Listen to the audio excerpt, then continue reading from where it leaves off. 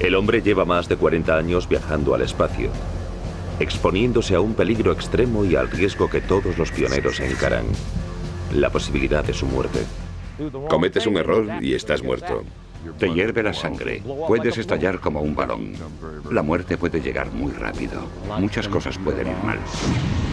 Y terriblemente mal. El más ínfimo error puede tener resultados catastróficos. Y la gente muere.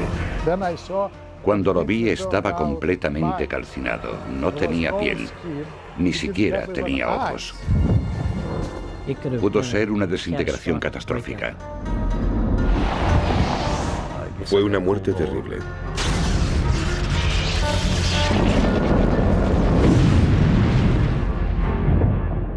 La conquista del espacio ha sido quizás el proyecto humano más ambicioso.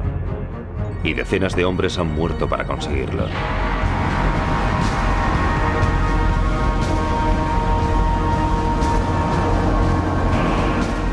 Accidentes en el espacio. Ahora sabremos cómo y por qué.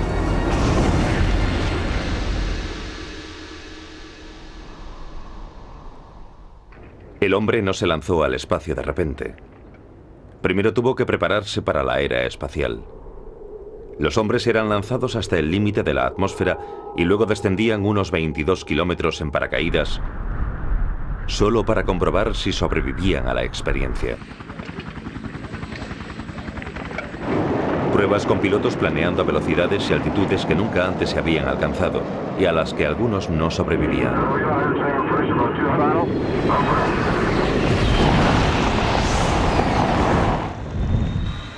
Para complicar aún más aquellos comienzos, eran los tiempos de la Guerra Fría. La conquista del espacio era una lucha encarnizada originada por las tensiones políticas entre los Estados Unidos y la Unión Soviética. Detrás del telón de acero, los hombres eran entrenados hasta el límite para sobrevivir en el espacio. Los norteamericanos construían cohete tras cohete diseñados con prisas y algunos no llegaron más allá de la rampa de lanzamiento.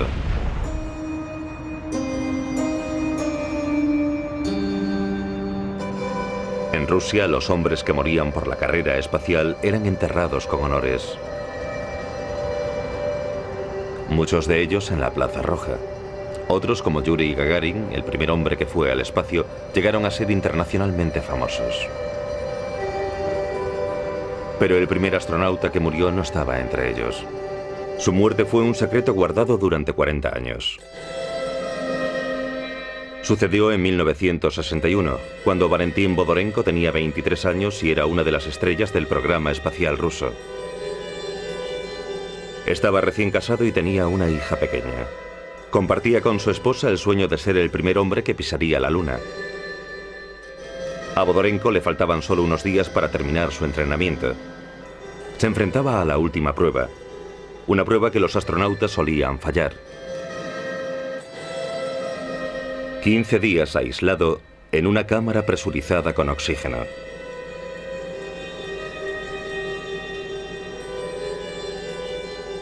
Esta prueba estaba diseñada para descartar a los que no soportarían el largo confinamiento de un viaje espacial. Pocos de los astronautas que entraron en esa cámara salieron ilesos.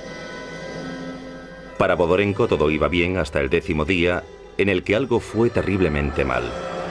Se declaró un fuego y en una atmósfera de oxígeno puro la cámara aislada se convirtió rápidamente en un horno.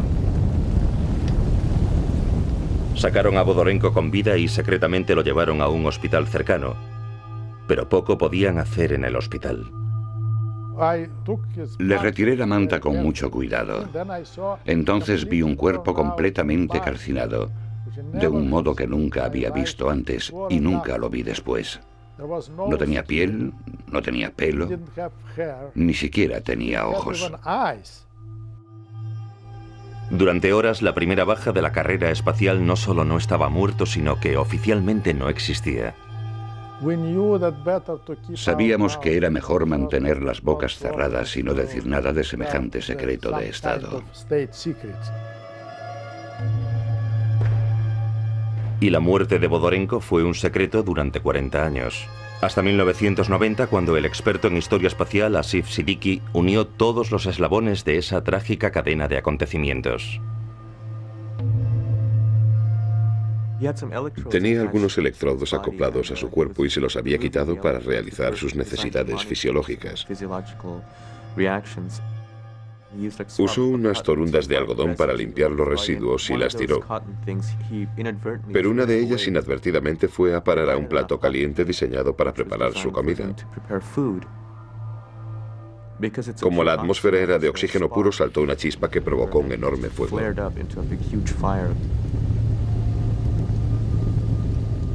Valentín Bodorenko murió por un error ínfimo, de esos que cualquiera comete, pero que en una atmósfera de oxígeno puro es fatal.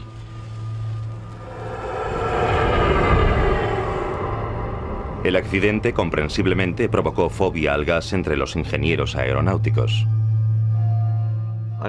Creo que psicológicamente no superaron el miedo al oxígeno, al fuego y al desastre durante mucho tiempo.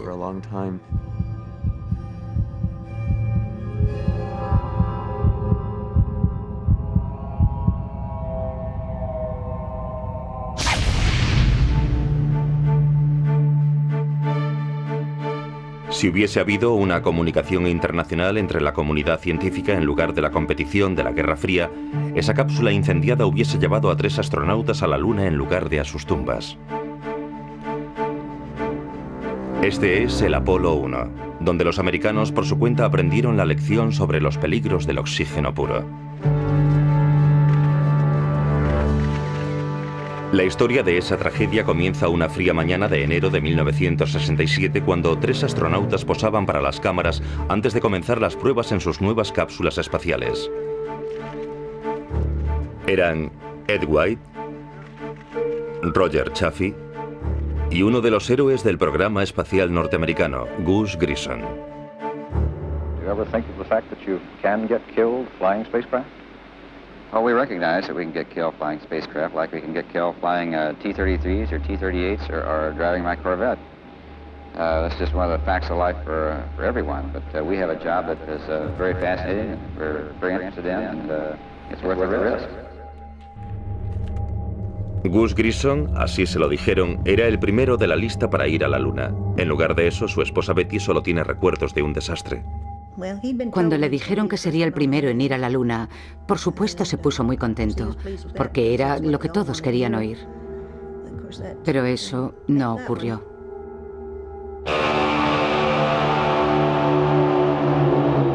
Fue justo después del mediodía de aquella terrible jornada cuando Grissom condujo a Chaffee y a White a la torre de lanzamiento donde la cápsula estaba esperando.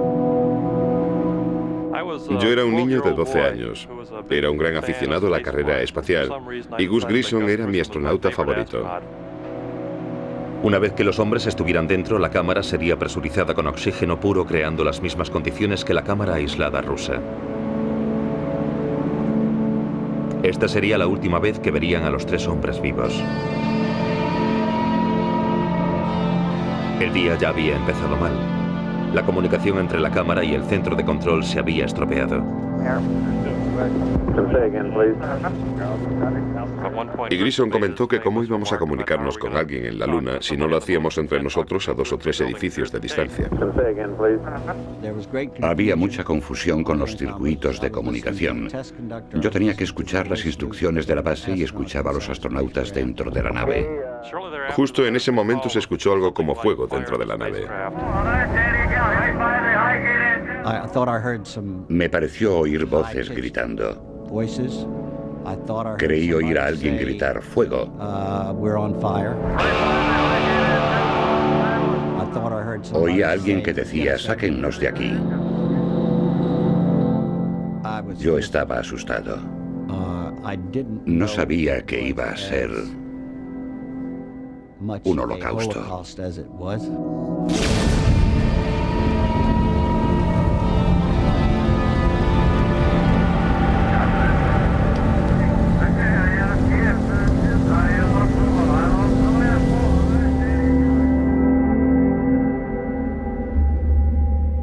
La cápsula no estaba diseñada para ser abierta rápidamente, había que esperar 5 minutos. Para entonces los 3 astronautas ya estaban muertos. Lo del Apolo 1 fue como si hubiera despegado. Para muchos, especialmente para mí, al oír lo ocurrido, nos sobrecogió. Sabíamos que algo así podía pasar con un cohete, pero nunca pensamos que perderíamos a 3 amigos en tierra, incluso antes de ser lanzados al espacio. El incendio del Apolo 1 fue una tragedia que, en primer lugar, se podía haber evitado.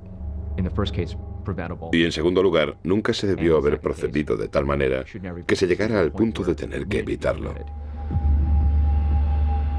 La NASA estaba en estado de shock enfrentándose a una oleada de brutales especulaciones sobre lo sucedido. Habían hecho una pregunta y pronto tuvieron una terrible respuesta. El Apolo 1, que todo el mundo sabía que tenía una atmósfera de oxígeno puro, había sido equipado con un cableado eléctrico desprotegido y rodeado de materiales altamente combustibles. Teníamos todos los objetos con velcro, porque los astronautas querían poder pegar cosas en las paredes, a las consolas, a todas partes, porque no podían estar flotando por ahí. Atrapa todo ese oxígeno allí y cualquier cosa que lo golpee lo hará explotar.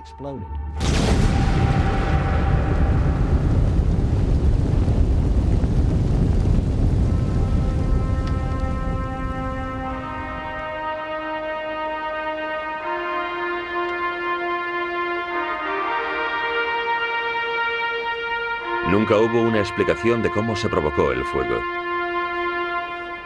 Pero oficialmente el dedo apunta a los directores que fallaron en su trabajo y a los ingenieros que no pensaron bien las cosas.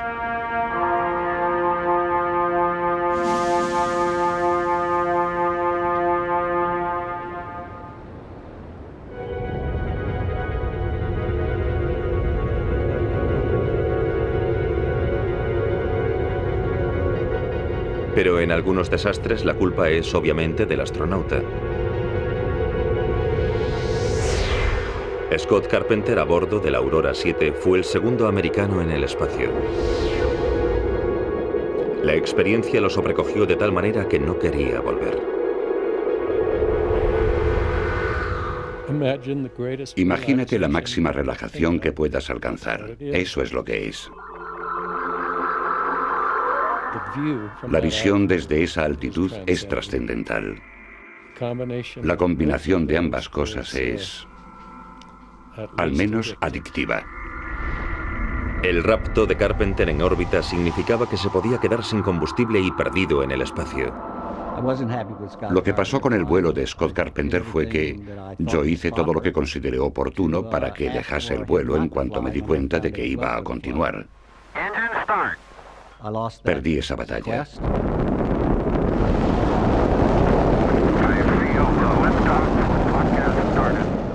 Empezó muy bien y terminó casi suicidándose. Tiene un lado oscuro.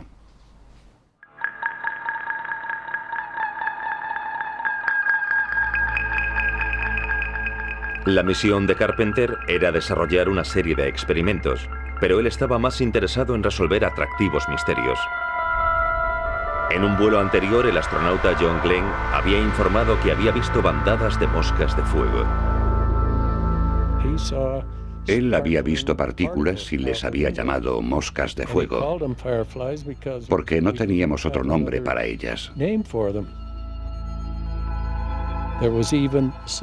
Había dudas, incluso entre gente muy brillante, sobre si habría vida allá arriba. Pero las moscas de fuego, si existían, eran esquivas. Carpenter continuó mirando y volando. El combustible comenzaba a agotarse. Mi primera impresión de que no lo estábamos haciendo todo bien con respecto al plan de vuelo fue que estaba usando demasiado combustible. Intenté todas las tretas posibles para decirle que estaba gastando demasiado combustible, hasta que lo dejé por imposible. Finalmente, después de 3 órbitas, un equipo muy angustiado ordenó a Carpenter que bajase. Para hacerlo necesitaba todo el combustible que había perdido, y justo cuando estaba a punto de descender vio algo.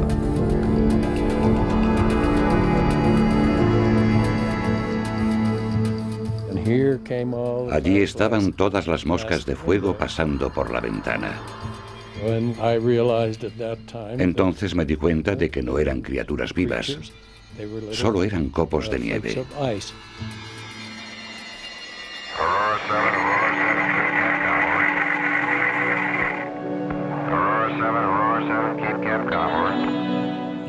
Yo daba golpes en la nave espacial mirando todas aquellas moscas de fuego. Yo estaba viviendo un momento maravilloso. Carpenter tuvo suerte de aterrizar vivo. Con muy poco combustible para un descenso controlado, el Aurora 7 atravesó la atmósfera y cayó a cientos de kilómetros del lugar previsto. Tuvo mucha suerte. Si hubiese llevado menos velocidad, podría haber explotado. No lo hubiera conseguido y se hubiese quedado por ahí.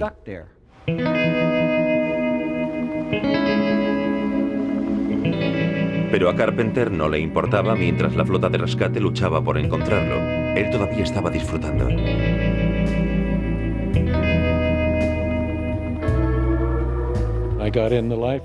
Estaba en la balsa y tenía una pelota. Con un mar agradable y la oportunidad de estar a solas, recreándome con la reciente y fascinante experiencia.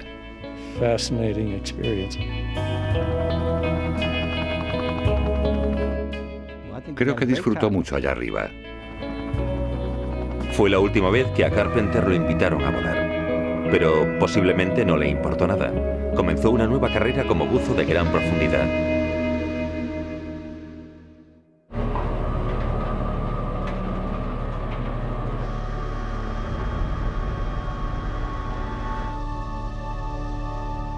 A menudo hay tensiones entre aquellos que dirigen los cohetes y los políticos y generales que los dirigen a ellos. Los políticos a menudo son implacables, aunque sus órdenes sean letales.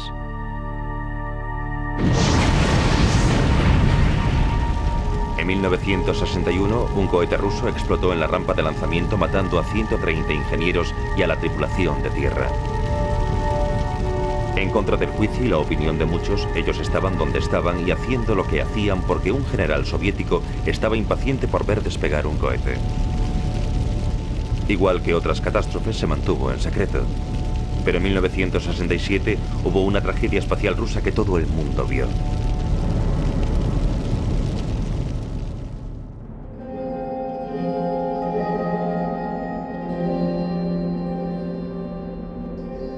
En abril de 1967, el astronauta Vladimir Komorov fue llevado al lugar de lanzamiento, en Baikonur, donde un nuevo cohete, el Soyuz 1, le estaba esperando para ponerlo en órbita. El Soyuz tenía una turbulenta historia. 3 lanzamientos fallidos habían explotado.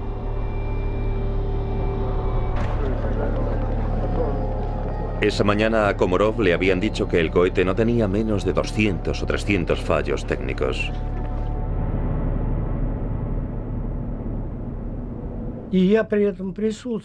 Yo estaba allí cuando entrevistaron a Komorov. Yo vi cómo parecía un poco deprimido. No sonreía, no bromeaba. Estaba triste y deprimido.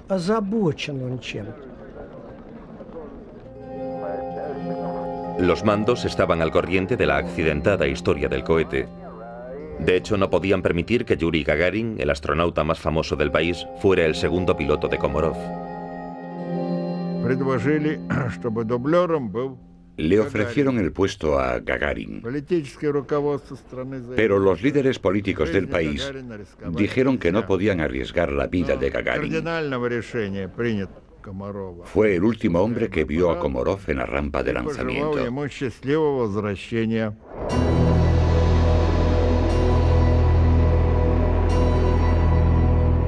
Komorov fue lanzado en el Soyuz 1 temprano, la mañana del 23 de abril. El dato es importante. El gobierno soviético quería celebrar el 50 aniversario de la Revolución Rusa con un hombre en el espacio el 1 de mayo.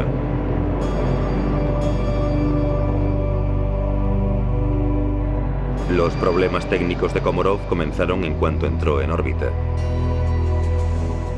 Primero fue un panel solar. No habría. Eso significaba escasa energía y poco control sobre la nave. Komarov lo intentó todo, incluso golpear con su puño desde el interior de la cápsula. Finalmente, después de 15 órbitas, sus jefes en tierra abandonaron. Ordenaron regresar a Komarov. Komarov estaba tranquilo. Con una voz normal informaba desde la órbita. Ahora las antenas funcionan, como se suponía que tenían que hacer. Y dijo, os veré en tierra.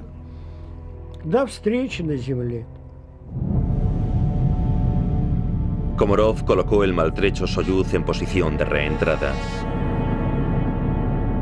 Hasta ahora todo bien. Exitosamente se deslizó a través de la barrera de la atmósfera con la Tierra. La gente en tierra exhaló un suspiro de alivio y se preparó para aclamar al héroe retornado. Pero el Soyuz tenía 200 o 300 fallos técnicos, y fue el 203 el que demostró ser letal. Cuando se desplegó el paracaídas, las cuerdas comenzaron a enrollarse en un nudo.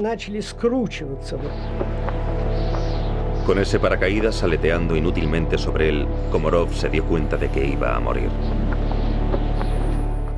Tocó tierra. El suelo tembló. Se estaba incendiando.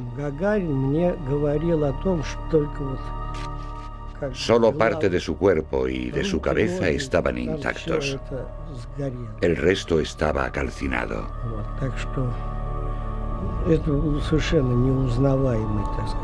Cerca de la cápsula destrozada estaba el paracaídas enrollado que le había fallado a Vladimir Komarov. Más tarde se descubrió que el fallo se había producido en la fábrica. No importaba lo bien que hubiera ido el resto del vuelo, Komarov nunca hubiera podido regresar con vida. Su suerte estaba echada meses antes del lanzamiento. Así que en lugar de tener un hombre en el espacio el 1 de mayo, el gobierno que había enviado a Komarov en un dudoso cohete tenía un funeral de Estado. Restos del astronauta muerto fueron enterrados en la Plaza Roja. Otros restos descansan en el lugar del accidente.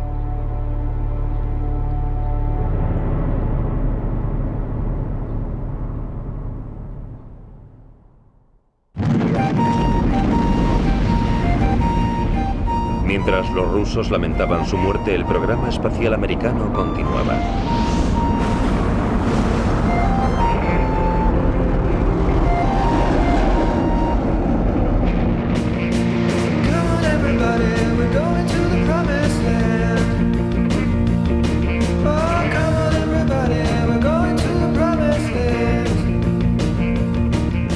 Houston, you're go for landing, over. 4 forward, drift into the right a little. 30 seconds. 30 seconds. Forward. 40 feet down, 2.5. Picking up some dust. Okay, engine stop. Tranquility Base here. The Eagle has landed. Roger, 20. El 20 de julio de 1969, Neil Armstrong se convirtió en el primer hombre que pisó la Luna. It's one small step for man, one giant leap for mankind. Fue un logro extraordinario, y desde el Apolo 1 los americanos no perdieron ni una sola vida. El viaje espacial parecía sencillo.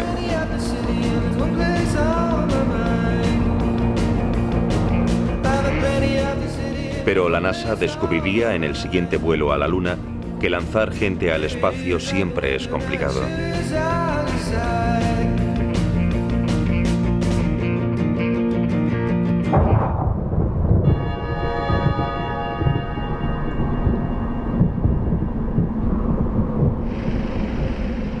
El 14 de noviembre de 1969, la NASA preparaba el lanzamiento del Apolo 12, su segunda misión a la Luna. Esa mañana un frente de lluvia arreciaba en Cabo Kennedy y las nubes estaban muy bajas.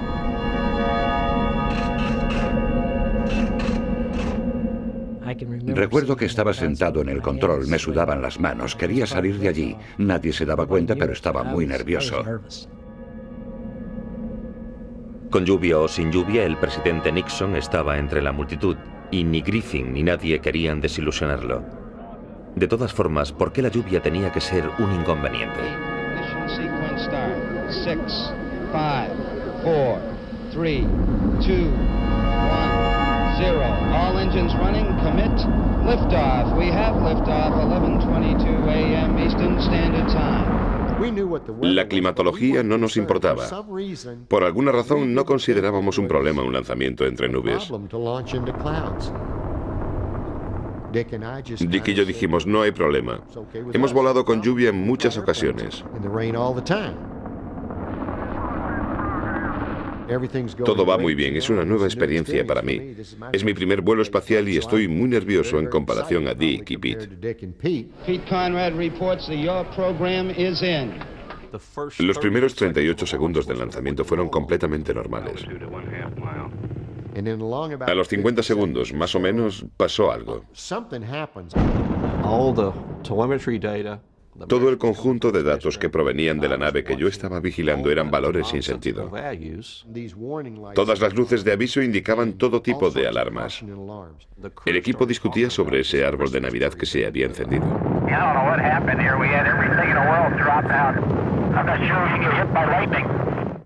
Todos intentaban descifrar esa larga secuencia de rayos. Yo veía rayos.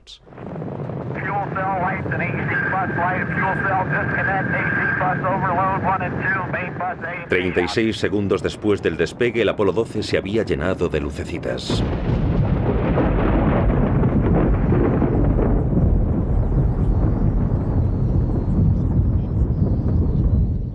Pensé, tenemos que abortar la misión. Si rompía, sería un vuelo catastrófico. Y toda la nave reventaría. Con todo ese combustible, hidrógeno, oxígeno, sería una gran bola de fuego.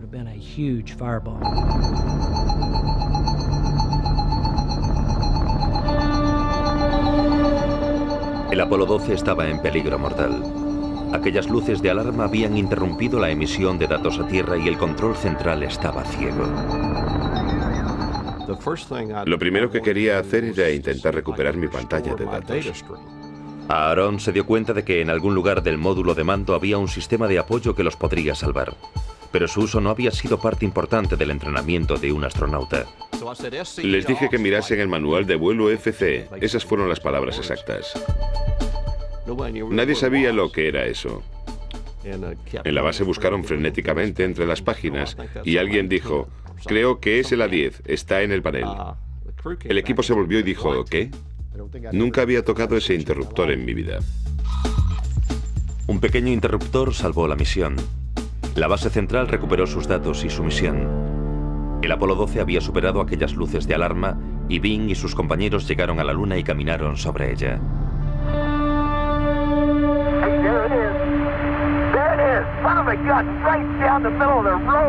Hang in there. 30 seconds. Coming down at 2. He's got it made. Come on in there. Ir a la Luna no solo parece fácil ahora, parece divertido. Pero llegó la siguiente misión. El Apolo 13. Era el tercer viaje a la Luna, y los astronautas eran Gene Lovell, Fred Haise y Jack Swigert. Ignition, Fred. Roger. Según ascendía su cohete Saturno V, nadie, ni ellos ni la base central, sabían que unos tontos errores de la fábrica habían convertido la nave en una bomba de relojería. Todo iba bien hasta las 55 horas y 62.000 millas de vuelo. Los astronautas habían hecho una cuarta parte del camino hacia la Luna. Era casualmente el 13 de abril de 1970. En tierra todo el vuelo estaba siendo visto por alguien. Sy Livergott estaba en el módulo de servicio vigilando los tanques de oxígeno que suministraban energía y aire a la nave.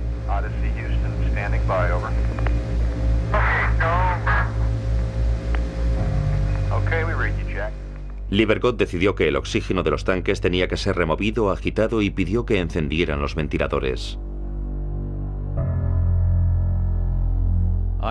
Decidí removerlo antes de que se fueran a dormir.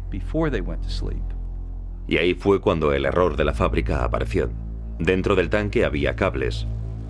La cosa más insignificante podría provocar una explosión. De no haberlo hecho, ahora no podrían estar hablando conmigo. Dan, we've got one more item for you when you get a chance. We'd like it to stir up your cryo tank. Okay.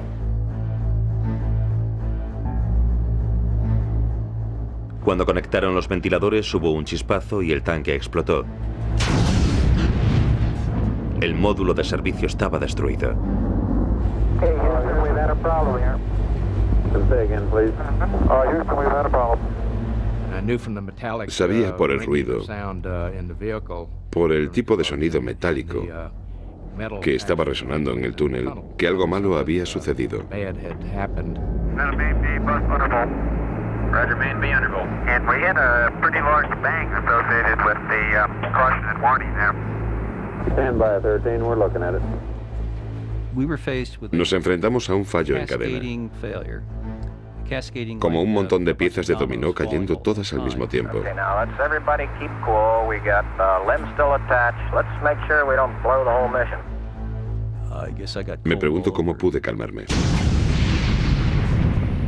La explosión había reventado el módulo de servicio y los gases salían descontroladamente al espacio.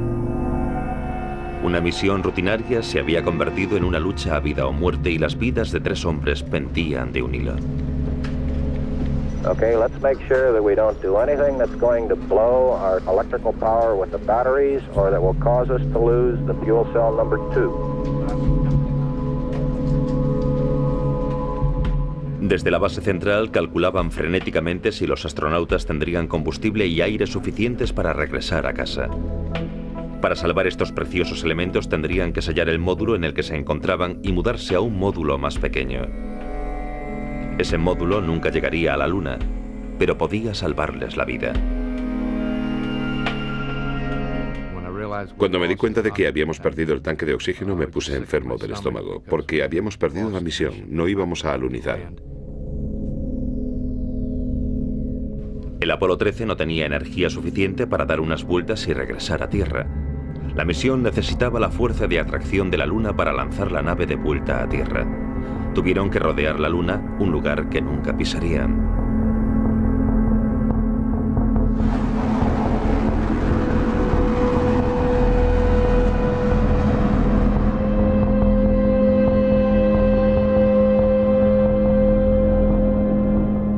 Con la energía reducida al mínimo, las condiciones dentro del módulo eran ínfimas y miserables. Lo describo como si estuvieses perdido en un bosque y no tuvieses la ropa adecuada. Estás ahí durante varios días, en nuestro caso 4 días. Estás congelado. Eso me hundió.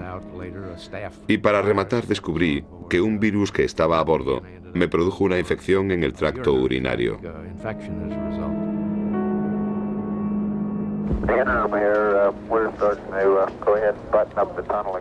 La ansiedad en la base central crecía a medida que el Apolo 13 se acercaba a la Tierra.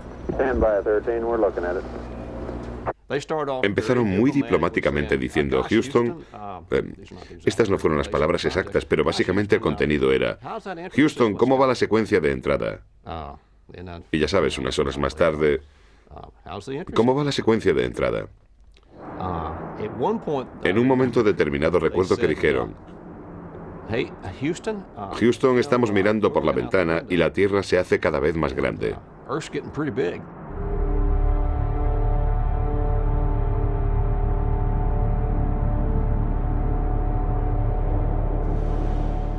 Para empezar, los cohetes que los astronautas tenían para regresar al módulo central se descongelaron y funcionaron. Según la base central comenzó a dar a la tripulación las órdenes necesarias de unas instrucciones muy complicadas, surgió un inesperado problema. Comenzaron leyendo las órdenes a la tripulación, y esto les llevó unas 2 horas. De hecho, la tripulación tuvo problemas para encontrar un papel donde anotarlo todo. Fue una situación anómala, pero habíamos elaborado una compleja secuencia que salvaría la misión y a la tripulación. La clave era que tuvieran papel suficiente donde escribirlo. Ahora llegaba la reentrada, la parte más delicada del viaje. Primero la tripulación debía desacoplar el módulo de servicio inutilizado. Cuando volvieron del módulo de servicio, nos dijeron que todo un lado ya había volado.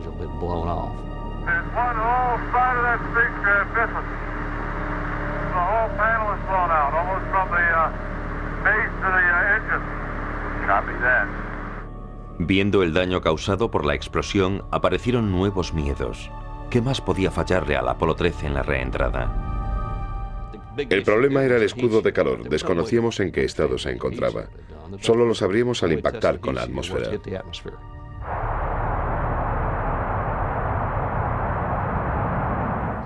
Cuando entramos en el punto de no retorno, todo comenzó a funcionar como se suponía que tenía que funcionar. Normalmente medimos esos tiempos, esos periodos de un par de segundos en los que apareces y desapareces y puedes tomar contacto por radio. Y solo puedes oír palabras sueltas de la base intentando contactar. Apolo 13, aquí Houston. Nada.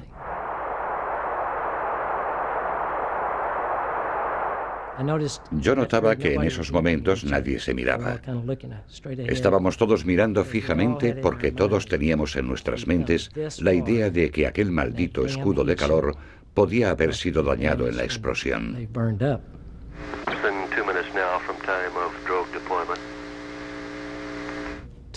2 o 3 minutos después volvimos a tomar contacto. La base llamaba al Apolo 13. Aquí Houston. Jack Swigert respondió: hola Houston, aquí Apolo 13, todo va bien. Y todo el mundo, ya sabes, como, oh Dios, fue un alivio. An extremely loud applause here in Mission Control. The Apollo 13 on main chutes comes through loud and clear on the television display here. Odyssey Houston, we show you on the main. It really looks great. Cuando lo vimos en la gran pantalla de televisión, todo el mundo se volvió loco. Mucho más que en cualquier vuelo anterior. El momento extraordinario de la reentrada, el que tú sabes que has hecho posible, es cuando ves el paracaídas principal y acto seguido esperas verlo caer en el océano.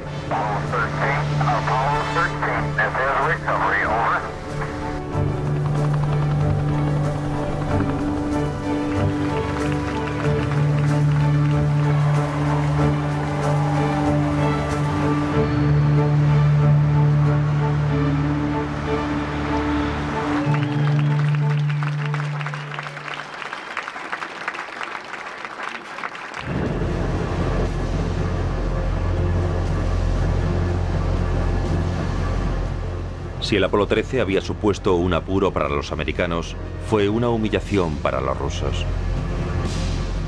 No solo habían perdido la carrera hacia la Luna, sino que habían visto a los americanos transformar un desastre en un triunfo. Todo en directo en televisión. El secretismo compulsivo de los rusos no les había reportado nada. Con el estilo promocional americano parecía aún mejor, al menos eso intentaban. Ahora sus éxitos permanecerían vivos para los rusos y los nombres de los astronautas se harían familiares.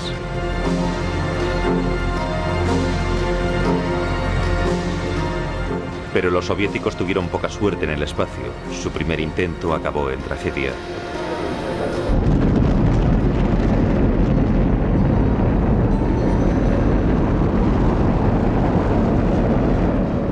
En 1971, 3 astronautas fueron enviados a Salyut 1, una estación espacial en órbita.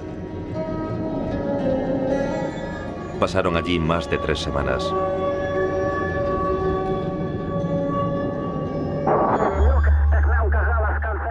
Se convirtieron en personajes televisivos, celebridades nacionales, y transformaron e hicieron chistes a gravedad cero.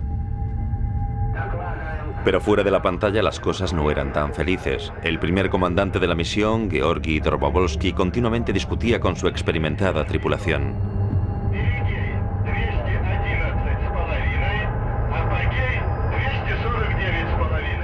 Lograron un récord de permanencia, 24 días. Pero estar en el espacio no era tan arduo como volver a Tierra. Cuando llegó el momento de volver, la tripulación estaba preocupada y tenía muchas razones para estarlo.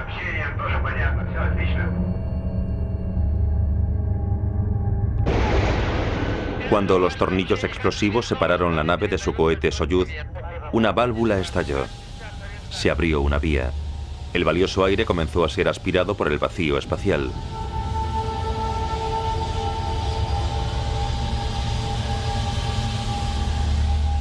Dobrovolsky y su tripulación lucharon para encontrar la vía, pero no la encontraron. Es como el balón de un niño. Lo inflas y cuando lo pinchas con una aguja, el aire sale inmediatamente del balón. Pero es tan pequeño que si sabes dónde está el agujero, puedes taparlo con la palma de tu mano. Desde tierra todo parecía normal. La cápsula había hecho su reentrada y lentamente aterrizaba lenta y silenciosamente. No había informes desde la nave espacial. Desde luego estábamos preocupados. Y el informe del equipo de rescate no sería alentador. Nos dijeron por radio que nos encargásemos discretamente del paracaídas principal y que los helicópteros irían al lugar del aterrizaje. Justo 2 minutos después del aterrizaje, el equipo de rescate corría hacia el lugar. En otros 2 minutos abrieron la escotilla.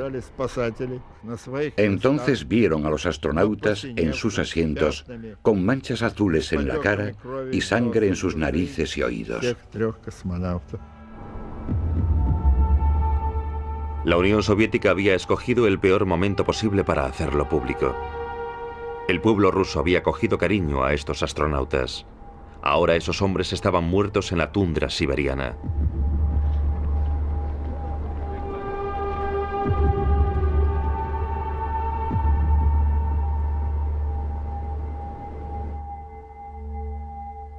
El coste en vidas humanas de la carrera espacial se incrementaba. Como mínimo 135 hombres habían muerto, la mayoría rusos.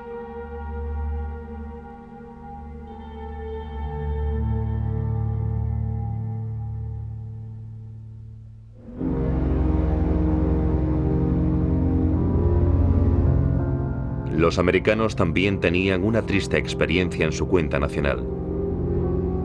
Cabo Kennedy, 1986. Era un helado día de enero y la lanzadera espacial Challenger esperaba en la rampa de lanzamiento.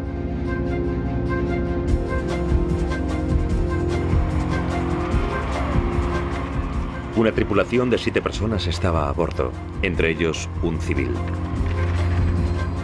Krista McAuliffe, una profesora de escuela que había ganado el puesto en un concurso nacional organizado por la NASA para atraer la atención sobre la lanzadera.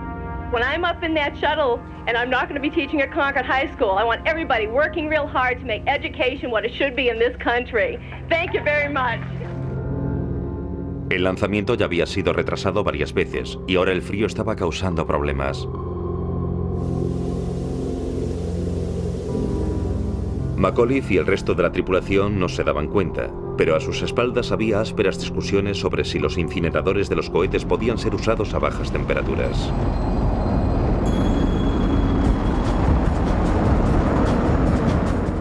La mañana del lanzamiento el frío era preocupante, pero la NASA decidió arriesgarse. Toda la población norteamericana querían ver a la profesora de Nueva Inglaterra y a sus compañeros entrar en órbita. Entre la multitud en Cabo Kennedy estaba la familia de McAuliffe, sus amigos y la segunda de la lista, Barbara Morgan, quien habría volado en el Challenger si McAuliffe no hubiese podido hacerlo.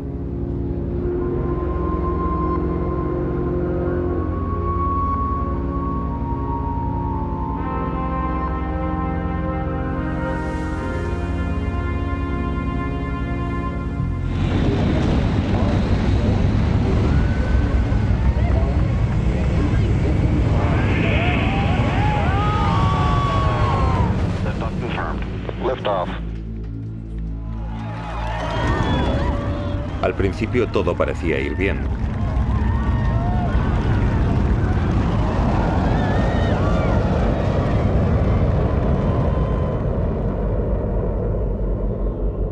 program confirmed. Challenger now heading downrange. We'll throttle down to 65%.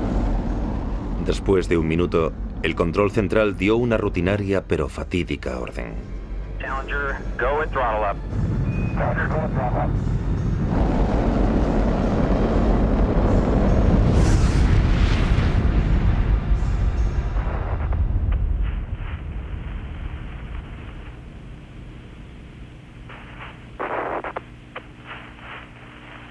Flight GC, we've had negative contact, lost downlink. Okay, all operators, watch your data carefully.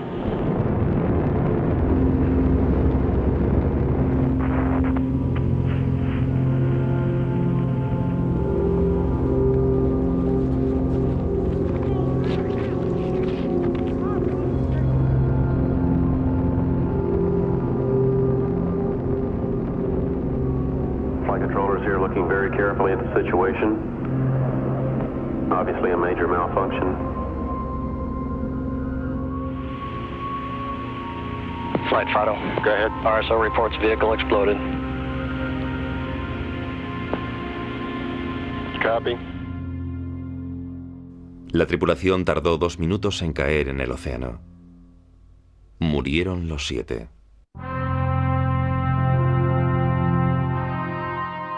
Los ingenieros habían avisado a la NASA de no realizar el lanzamiento con un tiempo tan frío. Les dijeron que los sellos de caucho de los incineradores llamados anillos cero podían fracturarse con el frío.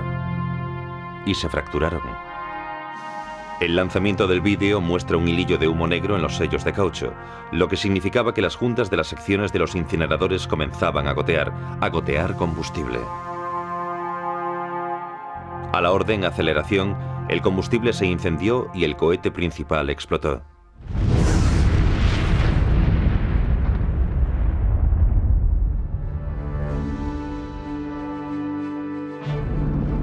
Después de una década y varias lanzaderas rediseñadas, ya se hacen viajes espaciales rutinarios. Desde 1986 no ha habido accidentes importantes, pero los expertos saben que es solo cuestión de tiempo. Es inevitable que haya un accidente importante.